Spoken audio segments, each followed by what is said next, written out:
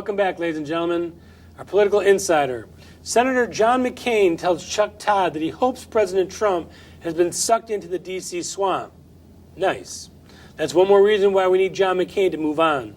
Democrats, so desperate for a win, are bringing in candidates that don't even live in the districts that they're running in, and surprisingly, voting machines in those districts wind up missing. If for no other reason than the Supreme Court was a reason to vote for Donald Trump as Neil Gorsuch takes over the seat vacated by the late Antonin Scalia. I said this earlier to you, and I'm sure that you agree with me. If for no other reason, any other thing were to get done, the fact that we were to get a replacement, an equal replacement for Scalia with Gorsuch was reason enough to put Donald Trump in. I love the way that was handled. This was handled properly, just like Obamacare elimination was handled poorly.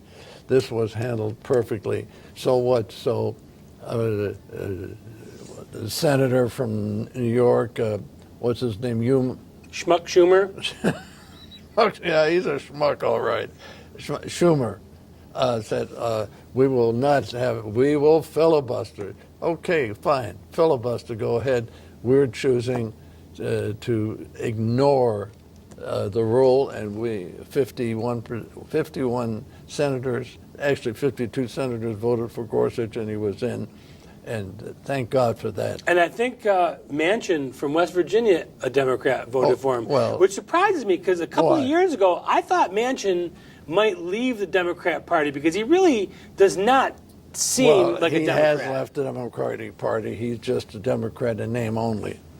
So he's a Dino. Oh, he is a real Dino. There's no question about it. He's a coal miner. So we've got Neil Gorsuch, possibly another one or two Supreme Court justices. The fact that they changed the rules and went with the nuclear option, does that concern you? Because when the Democrats did it, they didn't think that they were going to have to deal with Republicans for the near future. Yeah. Now it could swing back the other way. Does it concern you the other side? No, it doesn't. I ain't going to worry about 5 or 10 years from now. Right now, let's pack the court with good conservative judges who are young enough that they'll be around for a while. And the Democrat Party, which is a very weak bench, as we've talked about on this program before, is so desperate to get a win that they're actually bringing in candidates that don't even live in the district that they're running in, for example, in Georgia, and bringing in all kinds of Hollywood, all kinds of money, I know, trying to win another election here. Does that concern you at all? No, because I've never seen a party fall apart as quickly as the Democratic Party has. I think Sanders is probably the strongest man that the Democratic Party has, and he doesn't get along with the superstructure of that party. It surprises me that he didn't get a little bit more agitated over how he was treated by the DNC and the Democrats and Hillary Clinton. You would have thought that someone that was supposed to be as upfront and honest as he was would have taken it a little bit differently. Do you read? I think he's pragmatic. He feels he's going to be around for a while longer, and he's not going to go and start a fight right now. He's just going to let them fall apart, which is what they're doing. And he will say one of these days, I was right all the time. We're a socialist party. We stand for socialism. And as long as we stand for socialism, I'm going to be the guy at head. Who do these guys have to look forward to? I mean, you've got another election coming up in a year and a half, 2018, probably poised to lose even more Senate seats. In all the years that I've followed politics, I've never seen such a weak bench. It's unbelievable. I mean, it's just incredible that they just don't have the very fact that they went along with, of course, Hillary. That was a deal made with George Soros. That first you would have Obama for 8 years, and then you'd have Hillary for 8 years. And Hillary was in the position of challenging Obama at that time. A lot of people have forgotten that they were going to take the Texas and the Michigan delegation and re-vote because there was a good chance they might go for Hillary. And she would have been a stronger candidate. In 08? Oh, yeah. She would have been better, stronger than. It was a joke that they went along with her. The only reason that they went along with her, they had nobody else, and the promise was made.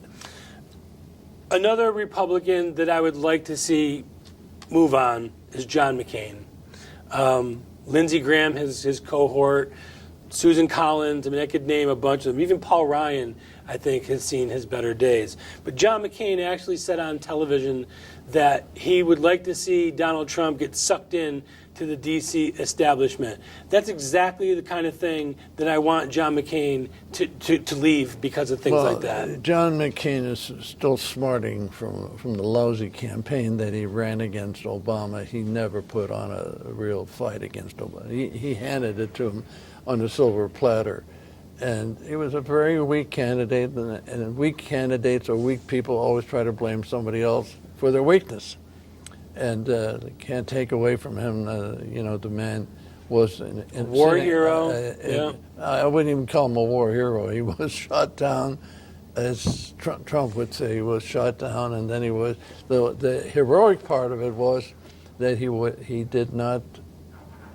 not leave his imprisonment until a deal was made for all prisoners.